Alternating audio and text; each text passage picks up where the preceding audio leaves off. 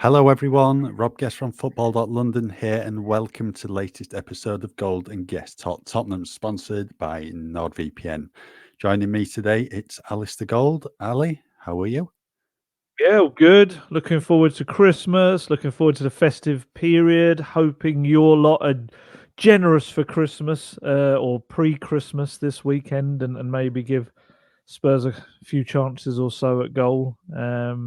And yeah, you can feel like the January transfer window starting to ramp up as well. Oh, I don't know. It's excitement. I wouldn't say it's a strange one, isn't it? I don't think journalists love the January transfer window. I think it's just something that we kind of get on with to get past and get through to the actual football, which is the kind of reason we all do this job. But certainly, I know it's of interest, and obviously, it's very exciting when Spurs or any club signs a new player. So, yeah, we'll have a little discussion about that as well, and yeah, loads to talk about ahead of another big game for Spurs. Yeah, before we speak about this weekend's game against Everton, we will start with the January transfer window because we're only, about 11 days away from it opening for business now. Yeah, It doesn't seem that long ago that the summer window was open for business. They just it seems to never fly does. by. Yeah, so big transfer window coming up for Spurs. Made some big strides in the summer with some transformative signings such as Guglielmo Vicario, Mickey van der Ven, James Maddison, and you're just hoping the club can bring in a number of players and that they can have a similar impact to the trio I've just named there. I think top of the list got to be a centre back, and we reported on football.london. I think it was on Monday. Tottenham and Nice, have held talks over potential move for Jean-Claire Todibo, very highly regarded defender at Nice. Made a big impression in Ligue 1 over the past few seasons, and I think this would be quite a statement of intent if they manage to get this deal over the line.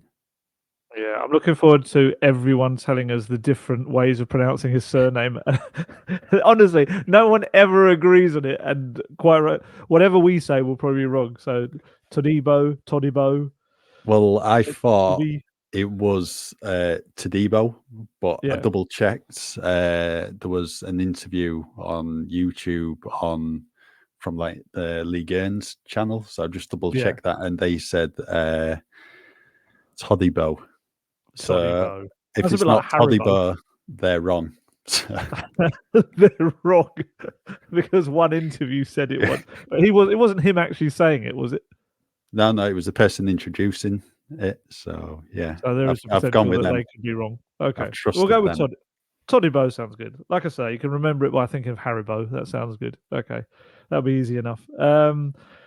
Yeah, I mean, what I'm fascinated to see in this window, the January window is always a little bit different to the summer one, not only in terms of kind of the overarching aspect of it being shorter, of course, and the more difficult nature of prizing players away from clubs mid-season, but also the fact that it can be quite a reactionary window. It can be a reactionary in the sense of what's happened in the season so far and what the fears are of the second half of the season or what's needed. But also, it can be quite reactionary even on a week to week basis. Because you're playing matches at the same time as you're trying to sign players. I know technically you have that towards the end of the summer window, but on the January one, it's the entire window.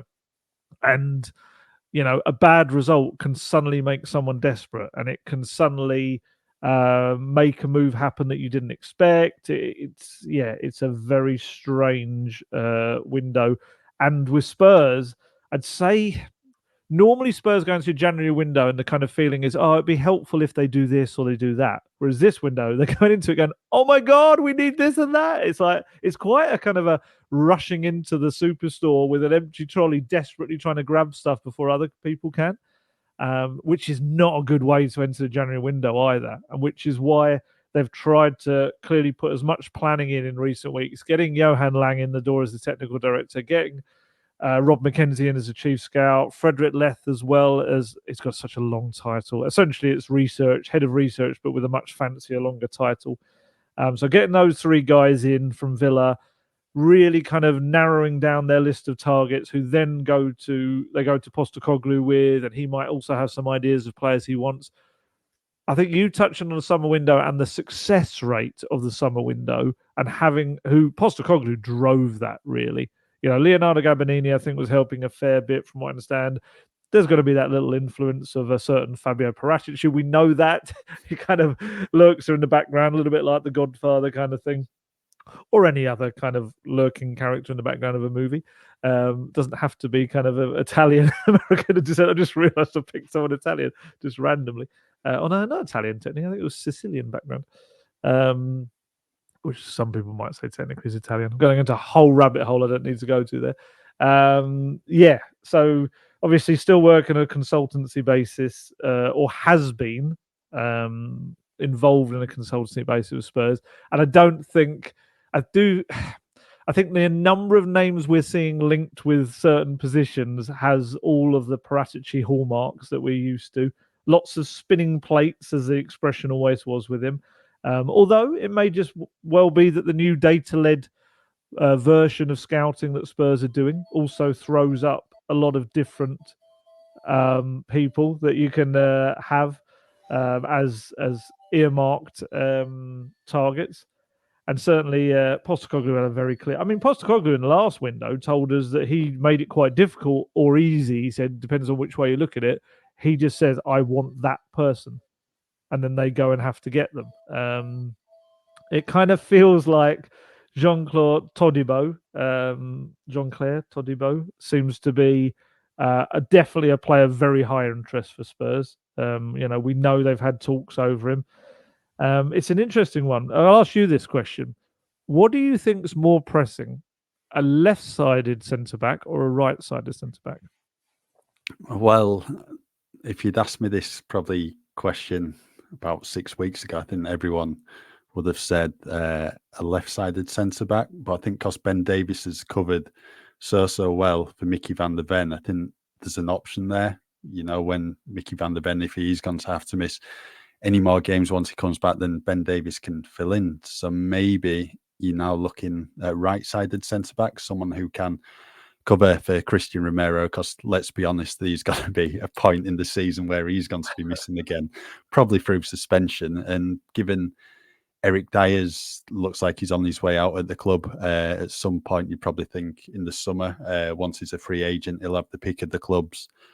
It's been Emerson Royal who's, come in as the right-sided centre-back instead, and he's a right-back by trade. So I'd probably be looking at right-sided centre-back now and looking at Todibo, or Todibo. You just changed it. I know. He's right-footed, so seems perfect. Yeah, I mean, exactly that. I was very much on that. I think, 100%. You need the left-sided centre back. That's the way to go. But I do think his absolute reluctance or any real interest to involve Eric Dyer means that that's a big problem now, that right-hand side. Whereas, like you say, Ben Davies has come in and done well. In an ideal world, you go out and get a couple of centre-backs in this window.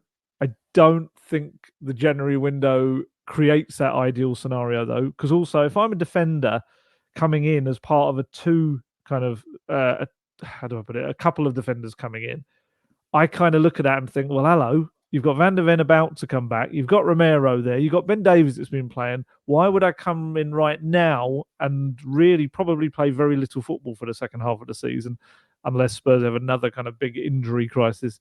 But still, I think that's a tougher sell than it is for one defender coming in. And that instead, then you look at it as a two-window kind of gig.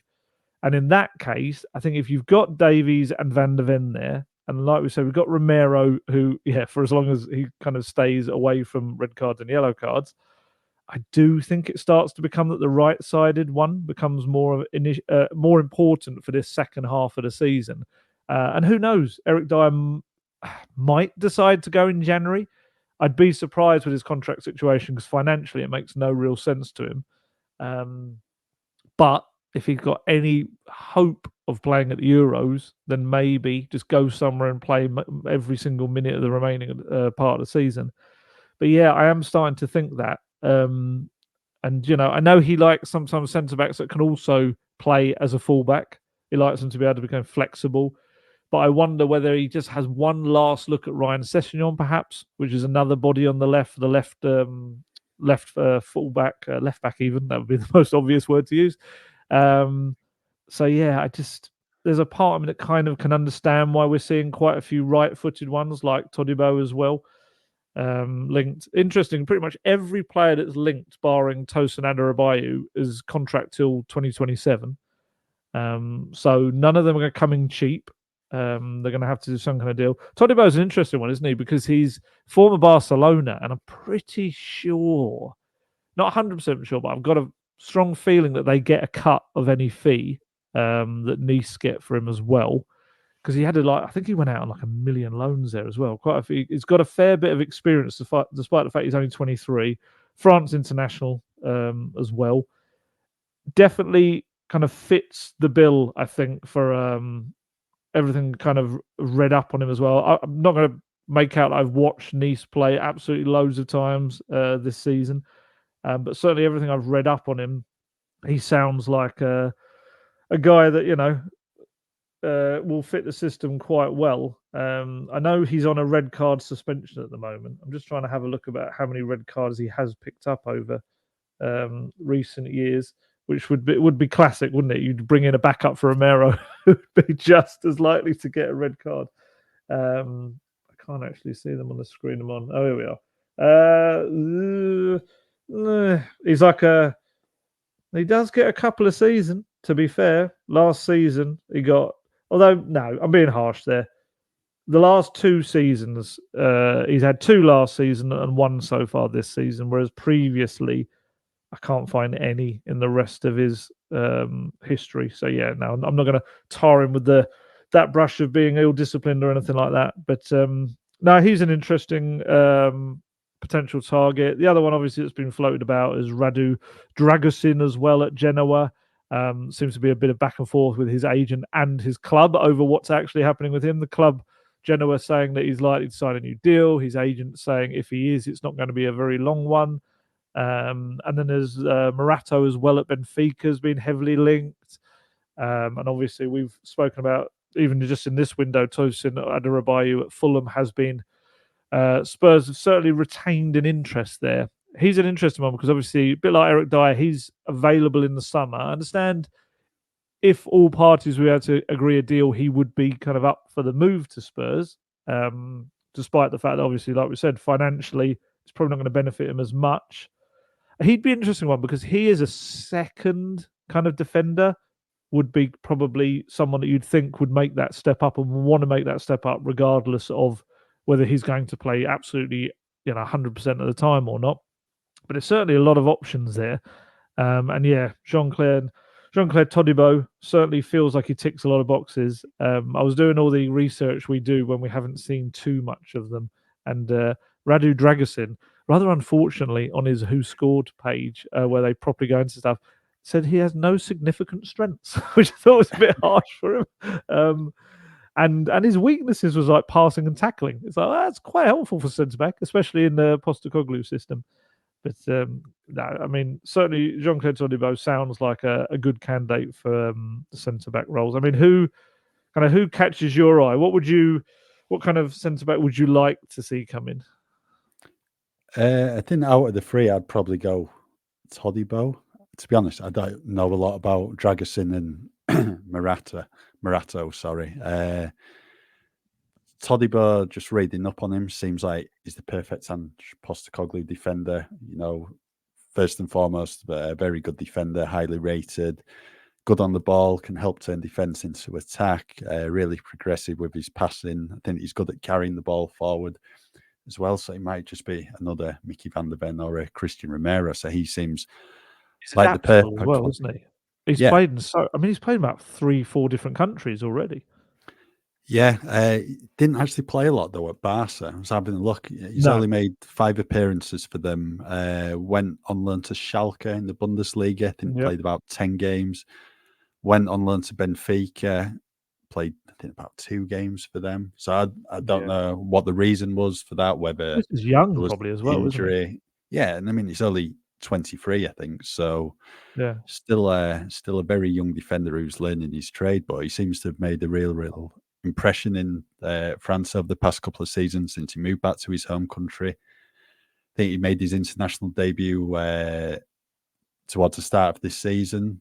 So, given the amount of defenders Didier Deschamps has for France, clearly got another one on his hands in Todibo. So, I mean, he's been linked with, I think, Manchester United, Liverpool, Newcastle United in the past. So there's a lot of interest there in him. And I think it's one of these, if Spurs want him, then make an early move. I can remember a few years ago when Liverpool signed Virgil van Dijk.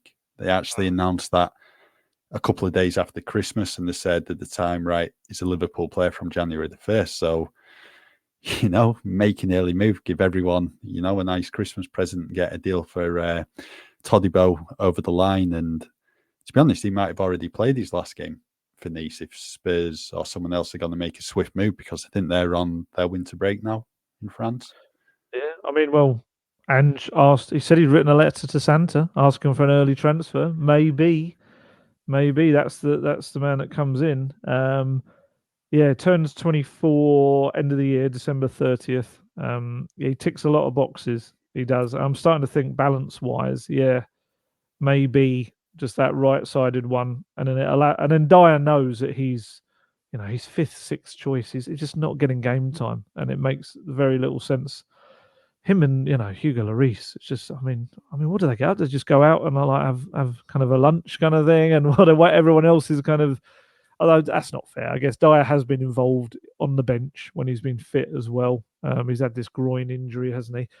But yeah, no, it's need to get it done early. It's as simple as that, really. Can you see him getting 2 defenders or just the one? I think one.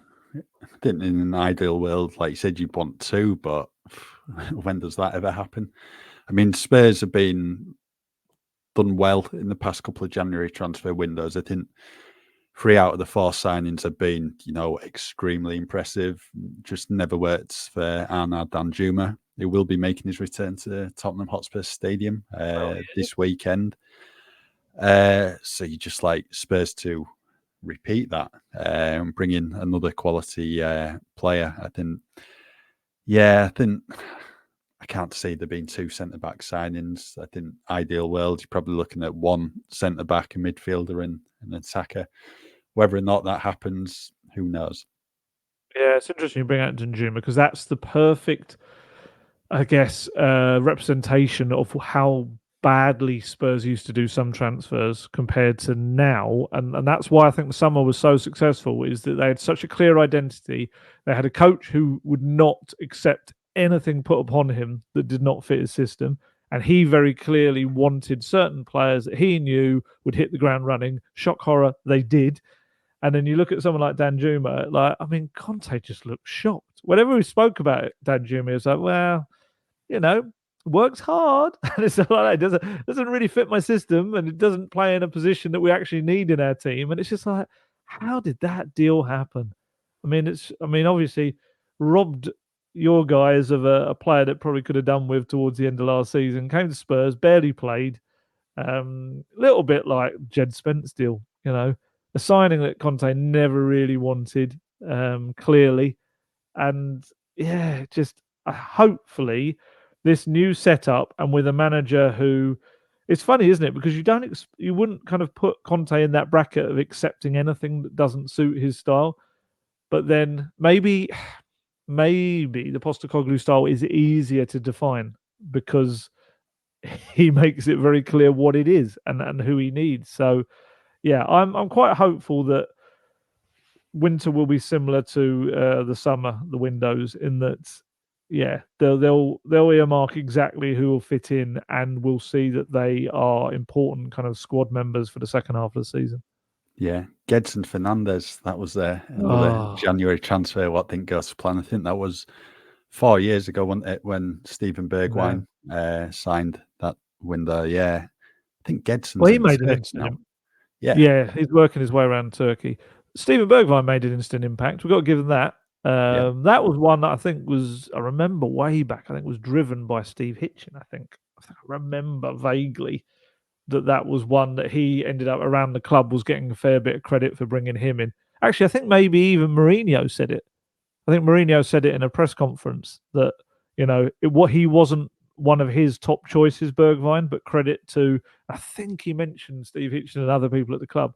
But yeah, Gedson Fernandes or Jedson. Do you remember we had that little spell when everyone was like, he's going to be the new right back? And it was like, because he played there in one friendly or something like that, I think it was. Yeah, he did. And yeah, that never really happened. He was going to be like a superstar as well. He was one of those classic ones where in all of the computer games, the FIFAs and the football managers, he was a wonder kid who's going to become a star. And it just didn't work out. He was too versatile. Almost you didn't really know who was meant to play. Funnily enough, there's, I guess, a little bit of a similarity to Pat Matasar in terms of they could play in a lot of different midfield positions. But Pat Matasar it's just something extra about him, I think. Just something special. I forgot about Gedson or Jedson. Yeah, he is. I think he's played for about 2 or 3 Turkish clubs in the last couple of years. Yeah, I think he's Besiktas because he was there with Delhi last season. So yeah. Right. In terms of other transfers, then we've spoken about incomings, outgoings. Oh, sorry, we'll go back to incomings, midfield. Because I know there's been a bit of talk about potentially Chelsea could end up letting Conor Gallagher go next month, which seems absolutely bizarre because I think he's pretty much been in ever present for him and captained them. And he just seems like a typical Maurizio Pochettino player. Yeah, that makes no sense. And he would be big money. I mean, you're not talking about like kind of, and that's a big January outlay. And yeah, I think he'd be terrific in the Postecoglou system. I think he would, but surely Pochettino would go absolutely mad if he was sold kind of almost from under him. Yeah, that's a weird one. That it's just like constantly linked. I know obviously they have to shift numbers, but don't shift someone that's actually one of your kind of more consistent, regular performers as well. Yeah, that would be weird. I think.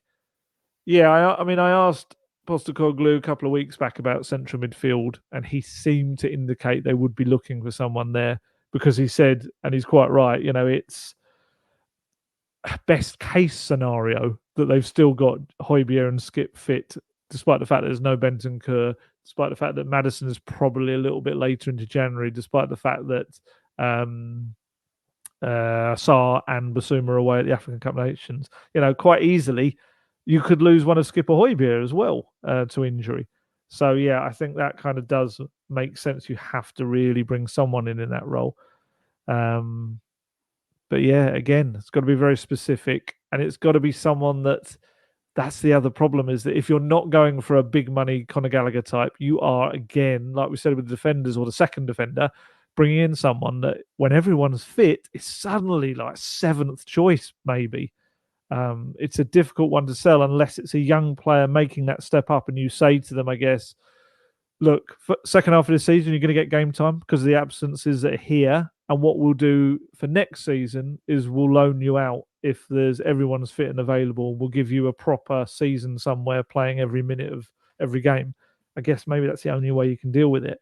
But yeah, it's for me, it's centre back, a central midfielder, and an attacking player, whether that be someone that can also fill in up front, because obviously we know Sonny's away at the Asian Cup, or someone that can kind of, I guess, a player that can either, a bit like a Dejan Kulusevski, that can either sit in a deeper role or can play in either wing, or fill in up front if needed. I think you need to find someone that versatility, really. You're going to get Mana Solomon back. Even Perisic obviously doesn't look likely. Maybe right at the end of the season in a dream scenario for him. If he's still at the club, obviously there's all links with Hajduk Split that's been with him as well. That's it, isn't it? There's no one else attacking wise to come back that I've forgotten. No, I think that's it. I think with Perisic, obviously he's surely still going to have Euro 2024 on his mind. So I think he'll be doing all he can to be back before the end of the season to prove his fitness, to make sure he's in the Croatia squad. But like you said, Hajduk Split have been linked with him, bit of a homecoming. So whether that potentially happens in January, Who knows? It's Hajduk, isn't it? Another pronunciation murdering that I've done. Yes, of course it's Hajduk. Someone told me that. Croatian person told me that I'd absolutely was messing that one up. Yeah, I think so. I think 3. If you can get 3 through the door, I think Spurs would suddenly go from having one of the most paper thin. I say paper thin. It's paper thin because of the amount of injuries, but suddenly they look a lot stronger in the second half of the season as the games start to mount up a bit. Yeah, it's a difficult one as well with the midfielders. Is who's available, who's out there. Attacking players, I think everyone's going to constantly go back to Jota because of what's happening in the Saudi Pro League with him. Whether he fits, whether he makes the leap into the Premier League, that's one thing that has been levelled. Certainly, I think I've said this before. Some of the Glasgow journalists I was speaking to when Postecoglou first came over, he wasn't among their list of players that they felt would come across and step up into the Premier League. So that may be something as well. But definitely, there'll have been a lot of work behind the scenes. Postecoglou said that already. They're kind of deep into their process, and then late on he comes in and he has his say. So yeah, I'm intrigued to see what kind of happens. I get the feeling with Spurs this time, and I'm hopeful that it'll be quite quickly. Deals will be done, and everyone will find out about it quite late in the process because Spurs will be so desperate to keep everything under wraps, and that's why they'll have lots of different kind of distraction targets that we all think, oh, here's another player that they like, here's another one that's cropped up in the Portuguese media or the Turkish media or something, and then suddenly, bang, one is very advanced and it gets done. Feels like the best way to work, especially in the January window. Yeah. Before we speak about outgoings, Ali, do you want to let everyone know about the benefits of using NordVPN? Of course, the Golden Guest Talk Tottenham podcast is sponsored by NordVPN, and you can use the service in a host of different ways to enhance your internet experience. NordVPN is the fastest VPN in the world, and that means no buffering, no lagging, and you can stream your favorite shows from anywhere in the world without your bandwidth throttling.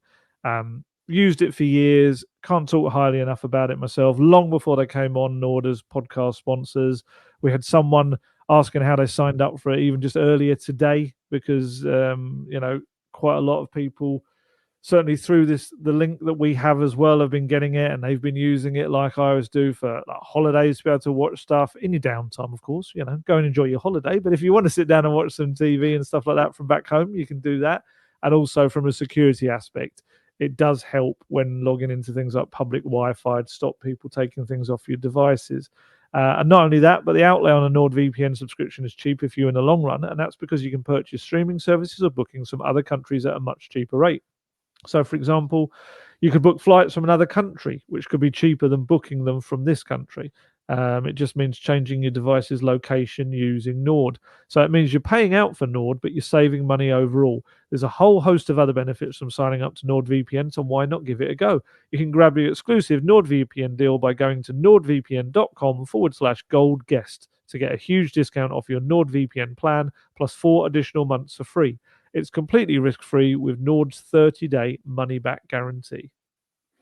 Right, let's speak about transfer outgoings then. Obviously, all eyes are going to be on the players coming into the club, but you'd probably expect there to be a bit of movement in players heading out of the club. So let's start with Tottenham's number one, Hugo Lloris. Does he finally bid farewell to Tottenham Hotspur Stadium in January because a move never came to fruition in the summer? I guess it depends what offers are there. Surely you would think some groundwork had been done by him and clubs. I'm not sure whether Lloris has an agent. I've got a funny feeling he's one of these guys that represents himself. He might have a manager and things like that, but I'm pretty sure that he's always done his own stuff.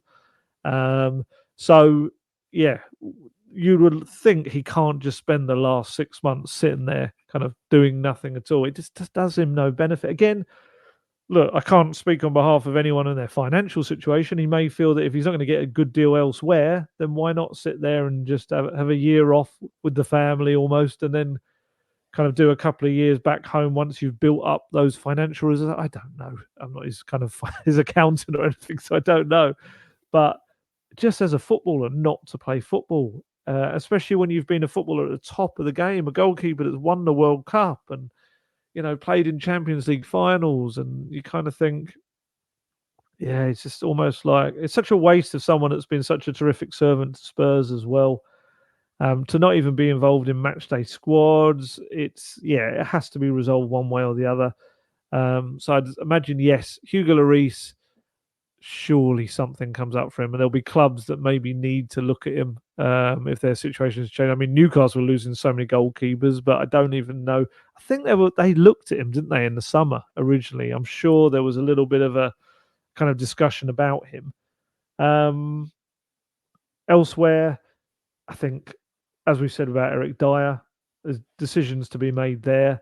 Whether the club would even just let him go out on loan purely just to kind of take some of the salary off for the last 6 months, whether we were at that stage. I don't think he was against a loan move in the summer. Whether that's still the same case now, I guess that doesn't really affect him, does it, contract wise? And then elsewhere, I would have thought Skippy and Højbjerg would want to go somewhere for first team football, but you just can't allow them to go right now. I think the only way is someone like Højbjerg, maybe if you've got a decent amount of money for a player who's in his last 18 months of his contract, and then you put that into a kind of a target you've already established that is a better fit, maybe, but it's still a big risk. It's a little bit, for me, letting Højbjerg go feels a little bit like the Davinson Sanchez one. It's like, I get why you're doing it. I get you're trying to get some money for a player that's probably going to be very cheap or free later in the next window, but I just think it's going to harm your squad if you do. And then elsewhere, it's kind of little decisions, isn't it? If you bring another centre back in, do you let someone like Ashley Phillips go on loan somewhere? I'd say probably not because of the injury issues. Ryan Sessegnon, if he comes back and Postecoglou isn't quite sold on where he's at, do you send him away for the second? Send him away sounds like he's put into exile. But do you put him on a loan for the second half of the season to get his value back up and his confidence up? Probably. And then someone like Brian Hill. Does Brian Hill just stick around getting the odd little tiny bit of game time, or do you either loan him out, or even if there was a good deal for him, do you bring in money from him for him? I think they're probably the main ones, unless I've forgotten someone really obvious. There's Lo Celso as well, because obviously there's been a that lot would of be talk crazy. about Barcelona's interest in him, but yeah, I know he's 18 months away from his deal expiring, but I think he's one of these you just need to keep at the moment. And he's made an impact when he has been in the team of late. And the injury, what ruled him out last weekend against Forest, just came at exactly the wrong time for him, because he'd have come on for Brendan Johnson, you'd have probably thought. But that didn't happen. And yeah, I mean, Barca would probably want him on loan or on the cheap, and that's just not going to happen. Yeah, I agree with you. I think Lloris needs to go, but it's whether another right option comes up for him. His current role at Tottenham is a bit like, remember, like Richard Wright at Man City, where he was like third or fourth choice keeper. Yeah. He's like, no hope of playing. You're just going into train and just having a laugh, and still having a laugh. Yeah, but that's what it effectively. I think that should be the title of this podcast. Hugo Lloris, you're having a laugh. Well, is it just stick around with the boys, isn't it, rather than retiring and still collect a bit of money at the end of the day? It just seems he's in that situation at the moment where there's no chance of him playing. Yeah. I guess it's similar to Eric Dyer, I suppose. I mean, Eric Dyer, to be fair, there was always a sense from those around him that he was genuinely trying to fight for his place. He felt like he could still offer something for Postecoglou. Whereas with Lloris, he very clearly made his kind of what he wanted to do. He, made that public statement of, I want a fresh challenge. So yeah, it makes so little sense for him to still be around other than financial. Yeah. Eric Dyer, I think he'll still be at the club come the start of February. I think from his perspective, it's probably more beneficial to see out the final 6 months of his contract, because you'll get a big signing on fee when you join the club as a free agent. And to be honest, if he's gone head abroad, he can start speaking to clubs from the 1st of January about a pre-contract agreement. Would a loan work though? At this late stage, I think Spurs, just to save a tiny bit of money, surely. Maybe, but that's got to be dependent on, obviously, a new defender coming into the club, because just don't leave yourselves too short again. Although, let's be honest, Dyer probably won't be playing. Honestly, I think he would play. Well, we've seen it. He'd play Emerson over Yeah. Dyer. Yeah. Ryan Sessegnon. Depends if Postecoglou wants to have a look at him or not. But if he's not going to play, he needs to go out on loan for his sake more than anyone's. Just because he's had limited football over the past few years, it's no good for him. Just sitting on the sidelines and having a full year out. He needs to be playing. Højbjerg could keep for the sake of 18 months. I know you might be able to get more money for him in January, but if he helps Spurs into the Champions League, how much money are you going to, get from that and then sell him in the summer? Only other one I could probably think of is whether one of Alfie Whiteman or Brandon Austin go out on loan, because you've got Vicario, Forster, and then one of those two. And they're both mid-20s with next to no senior first-team appearances to the name. And Austin went to Denmark, didn't he, with Viborg, and he was Orlando in the MLS. Handful of games. Whiteman Is was... Austin's contract up this summer? Austin's is. Whiteman has an extra year to go. So maybe one of those two heads out on loan. Yeah. I mean, Alfie Whiteman obviously has got to get back to fitness first after that ankle problem. But you'd think maybe you'd probably loan out the one with another year left on his deal. Would make sense. I think Whiteman's back in training though, isn't he? I think he's been spotted in recent weeks. Nice. Yeah, in the training videos. So, and then the other one, what you mentioned, Brian Hill, I'd keep him just because Sonny's heading away for a month. Yeah. I still feel he hasn't had his big moment yet for Postecoglou. I think it'll come. I think there'll be one of those where we're like, yay! And then he'll fade back into the background again. I still think he had it kind of under Conte, didn't he? He had those couple of back-to-back starts, and it was like, yes. And he had back-to-back starts under Postecoglou just now. I think he had the second one, or did he not have the second one? Was it Villa he started against? Villa and Man City, yeah. It was, he came off at half time. Yeah, so he did. But it didn't quite have the same impact. I'm the same. I would keep him around, but it's difficult for the player. I can absolutely see that side of things as well. He's kind of has not so much wasted his career at Spurs, because obviously he got that loan back to Sevilla and obviously did very well there. And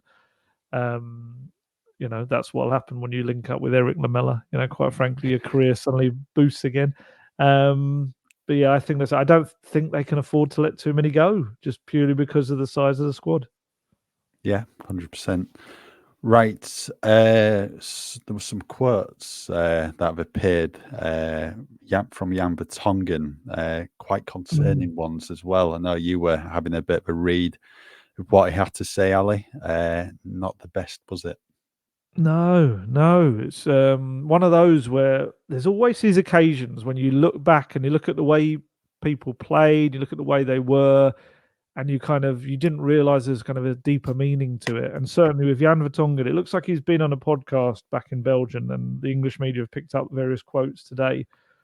Obviously, you remember he got that massive kind of whack in the head. I think he kind of collided with Toby Alderweireld, didn't he? It was in the Champions League semi-final, first leg against Ajax.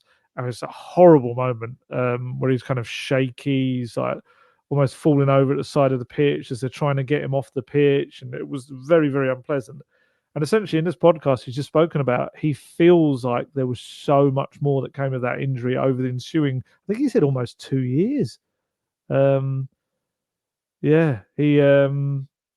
kind of also, like, even as far as mental health problems from it. And he kind of described the Champions League final as one of the most difficult moments of his career, and he just wanted to get through it, just get to the end of the final, because he could kind of barely just be able to get through the game. And just felt shaky on his legs at times. Just weird little things, like he came home from the Champions League final and on the bus just fell asleep. And he says he's never someone that kind of does that. It was just that became quite a frequent thing, and it was really difficult because the kind of medical side of things, they weren't able to find anything wrong. They weren't seeing any issues or any problems. yet he was finding like slight changes in the way he was. Like he couldn't even go to a restaurant without feeling uncomfortable in the crowds, and he would want to leave after like 10 minutes. Like I say, would sleep on the as a passenger in the car or the coach quite a lot as well. Yeah. And he said it's quite interesting. He said he looked back and could see his eyes during that 2 year period. He could see a different person, someone that was really, really struggling. Yeah, and just certain games, he said he could just felt really awful. He was taken off at half time against Norwich by Mourinho, and he said he could just felt he was like relieved because he just knew he wasn't able to play the way he was, and it's scary. It is scary, the whole kind of concussion thing and the big hits that players take at the head. Um, Obviously, we saw it kind of this week at Forest with Brennan Johnson. Thankfully, there was no concussion involved in the end. It was one of those strange ones where they use a concussion sub just to kind of make sure, but ultimately there wasn't actually a concussion involved. They found after all the tests and they did everything, and he should be fine to play this weekend as well.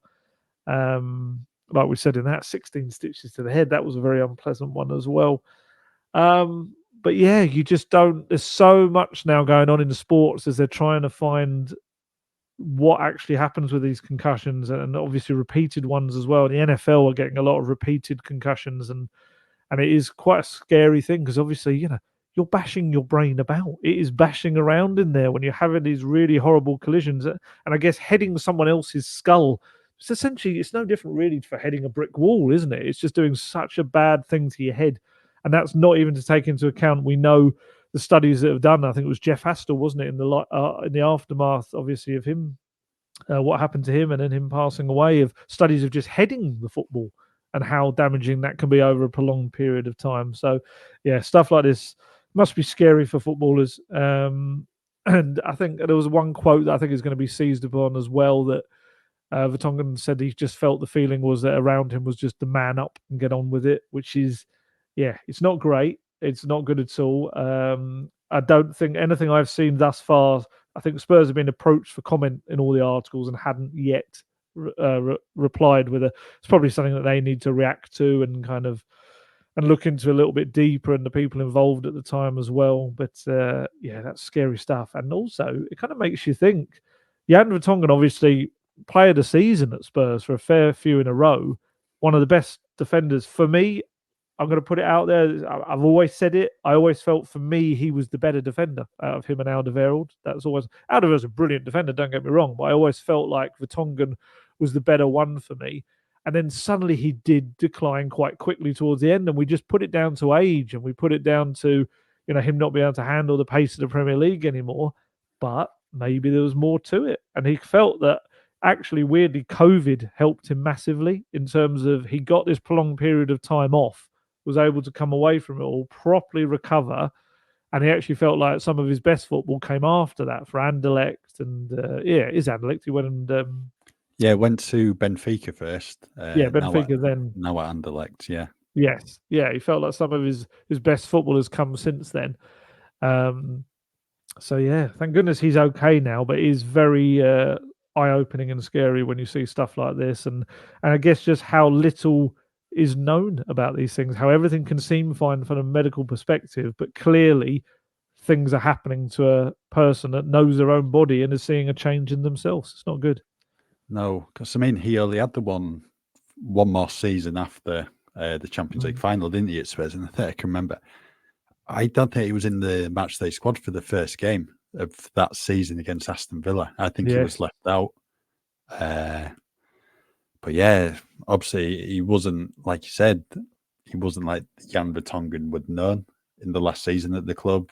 Didn't look himself on the pitch, and yeah, just really, really unfortunate. But at least, obviously, he thinks he's had playing his better football at Benfica and Anderlecht since then. So at least it has got better for him. But yeah, not a nice situation at all, really.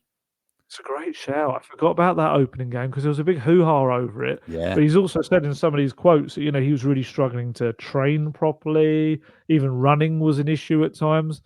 So maybe it was partly to do with that.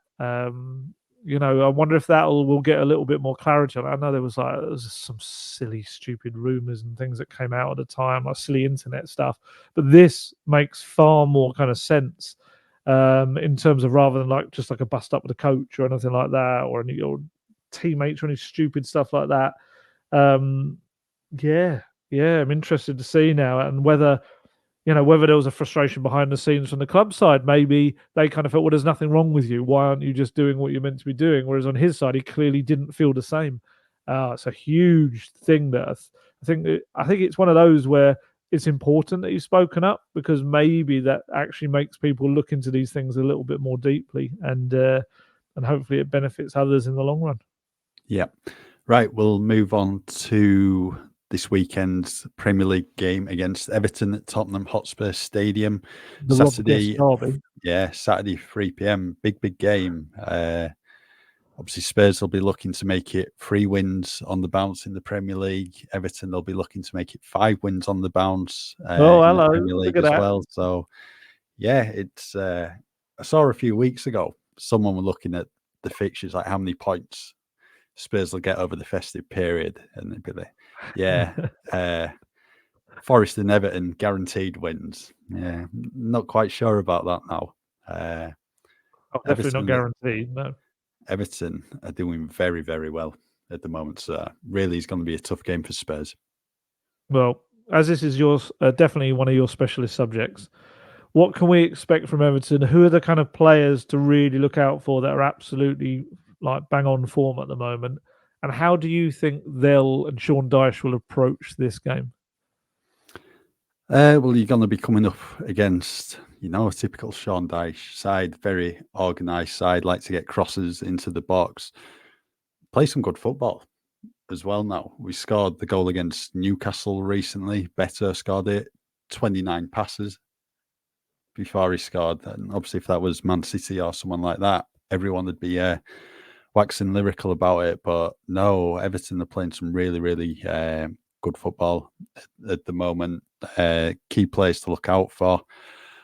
Obviously, a couple who Spurs fans will have been speaking about before. Jared Branthwaite, left-sided centre-back. He's been linked with a move to Spurs. Fantastic player. Really, really come on leaps and bounds over the past year or so. Signed him from Carlisle a few years ago. Had a few appearances in the first team, but went out on loan to PSV for the full season last year. It's just been the making of him, really. He's got a really, really bright future ahead of him. Powerful centre-back, really tall, pacey, good on the ball. No, a perfect Ange Postecoglou defender, really. I think a few have already said it, but I think if you wanted him, you'd be paying serious money, more than what Spurs paid for Richarlison, put it that way. How long was his contract till? He signed a new contract, I think, earlier in the season. He's only a young lad, 21, 22 maybe, something like that. He was a young one. Yeah, another player, top of his game, I think he's our best player, is James Garner, who Paratici was looking at, wasn't he? A few years ago, when Jed Spence was at Nottingham Forest. Really, really good midfielder, good on the ball, can pick out a pass, can tackle as well. I rate him really, really highly. I know a lot will probably be on about Onana, maybe is our best midfielder. No, James Garner. And then you got obviously the threats from out wide, Jack Harrison, Dwight McNeil, really good crosses of the ball, work hard, both ways going forward and in defence. And yeah, I'm intrigued to see who starts up front, because Dominic Calvert-Lewin's not had the best of games recently. So I wonder if Beto comes in up front. He made an impact the other day against Fulham in the Cup, scored. So maybe he gives him a shot in the team. I'm not sure. How would they deal with, how have they dealt with teams that are going to be heavy on possession like Spurs are? Well, there's been a lot of games recently where Everton barely had any possession of the ball, but they won. So they know what they're going to come up against. They'll just be sit back and defend and then look to hit them on the counter at times. It's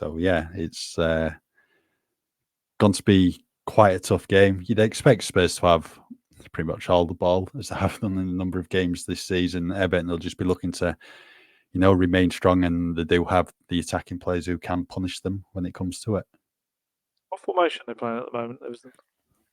It's 4-2-3-1. Okay. So it'll be a back four of, I don't know, it'll be at right back. It depends on if Ashley Young or Seamus Coleman back to fitness. If not, it might be Nathan Patterson. Left back, it's got to depend on if Vitaly Mikalenko's fit, because he wasn't in midweek. So then it might be Jared Brandwaite at left back again, as was the case in midweek with Keane and Tarkowski in the middle. Midfield two, probably Idrissa Gana Gueye, Amadou and Nana. James Garner in the number 10 role. He played against Fulham. I think he's better deeper. So whether or not Sean Dyche maybe thinks about bringing Jack Harrison into the number 10 role, who did really, really well there against Newcastle recently, and giving Anna Danjuma a chance on the wing.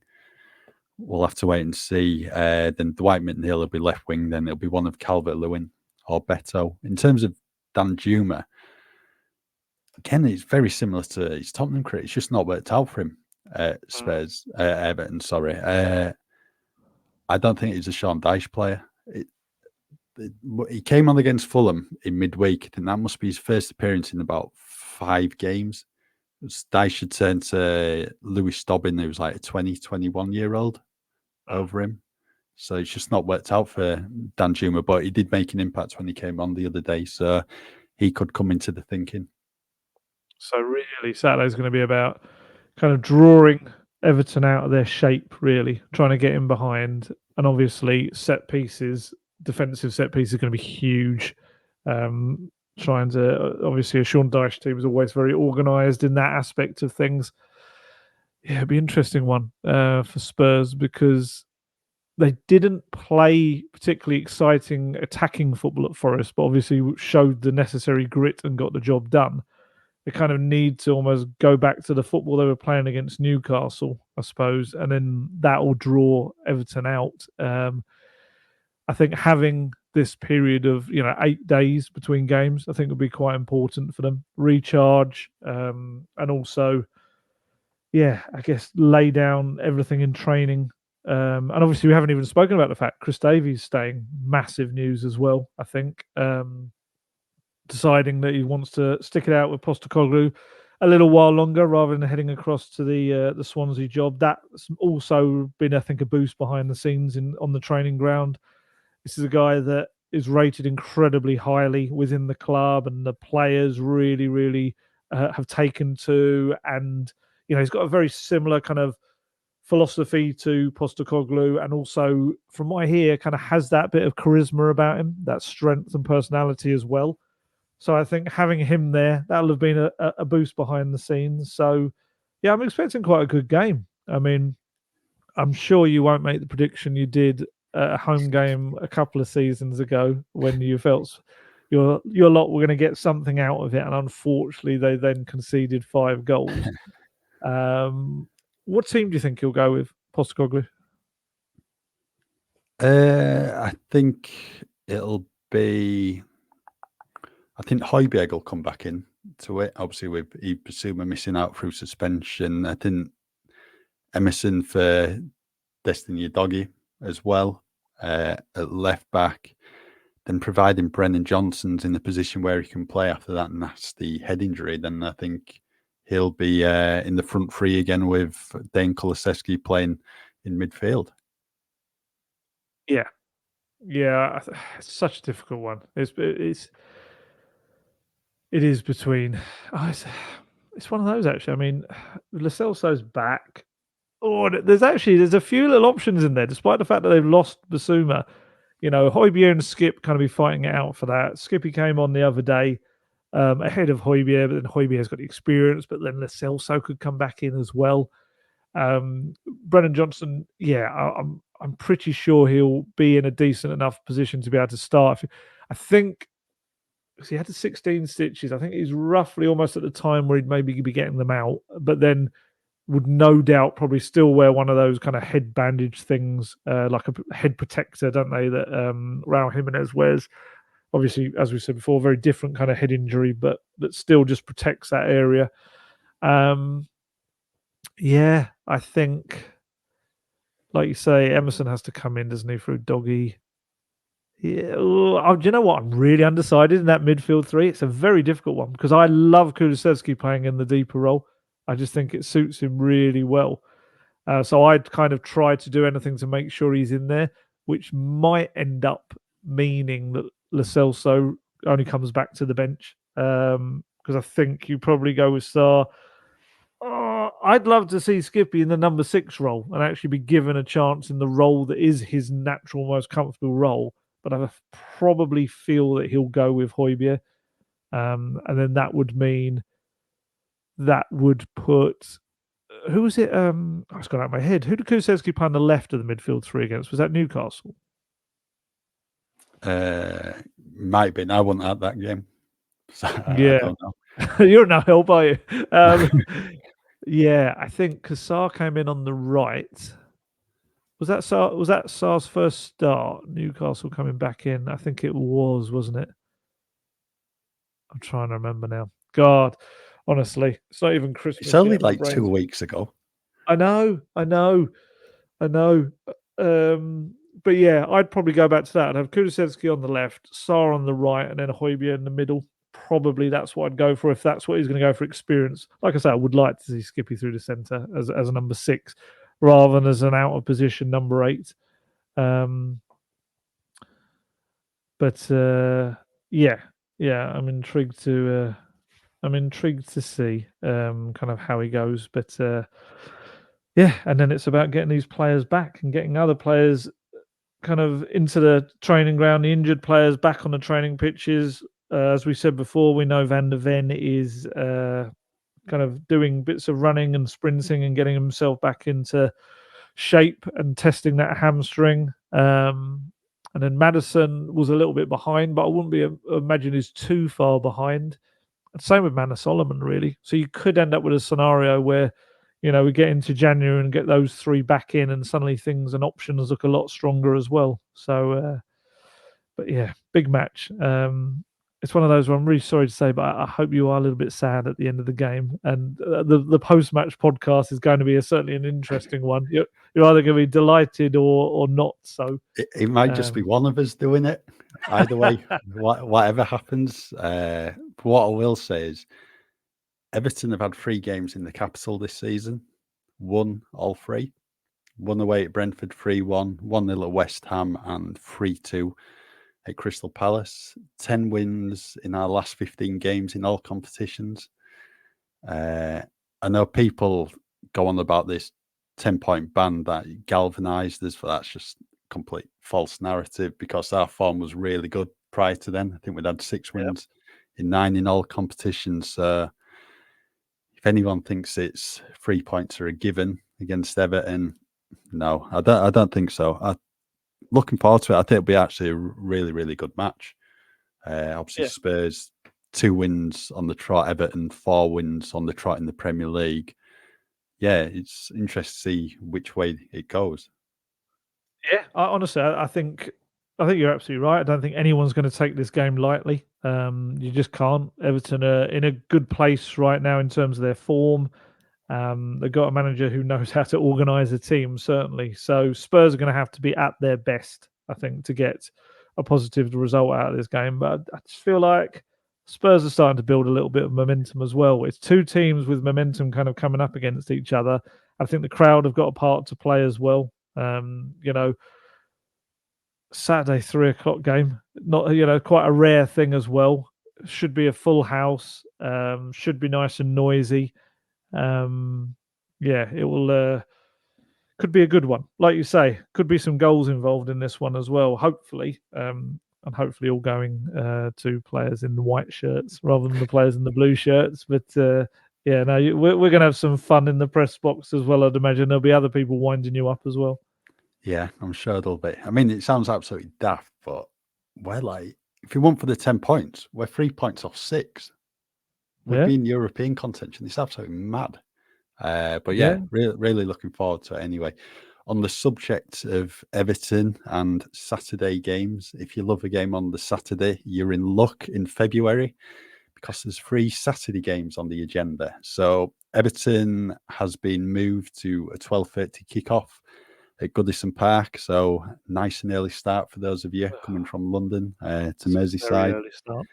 Yeah. Following week against Brighton, that remains a 3 p.m. game at Tottenham Hotspur Stadium, as there's Wolves the following week. That's 3 p.m. And then the final match of February, Friday night football at Stamford Bridge, 8 p.m. kickoff, but that is subject to change because it's the Carabao Cup final that weekend. Chelsea have Middlesbrough in the semi-finals, so you'd assume they'll be playing at Wembley at the final at the end of February. So if that is the case, Chelsea versus Tottenham will be moving to some point in the final few months of the season. So yeah, I don't know when's best to play Chelsea right now. It's like it's a difficult one, really. They're still kind of lurching a little bit all over the place. Yeah, obviously. How did it go in midweek? Not even start. No, I've never been as No, angry. we're not going there. Game. No, we're I only don't talking wanna about speak Premier about League it. form. Yeah, that's all we're talking about. Yeah, I don't want to speak about that.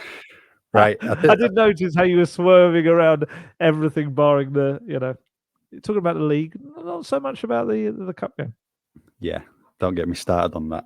Right. I think that's it for today's podcast. The only thing, very briefly, Go on, I suppose, we very, very, very briefly, is obviously the Super League stuff that's kind of been out there, and we don't exactly know what's gonna become of that. In case you've missed this, I want to get this exactly right. The judgment in the European Court of Justice involving European Super League company FIFA and UEFA.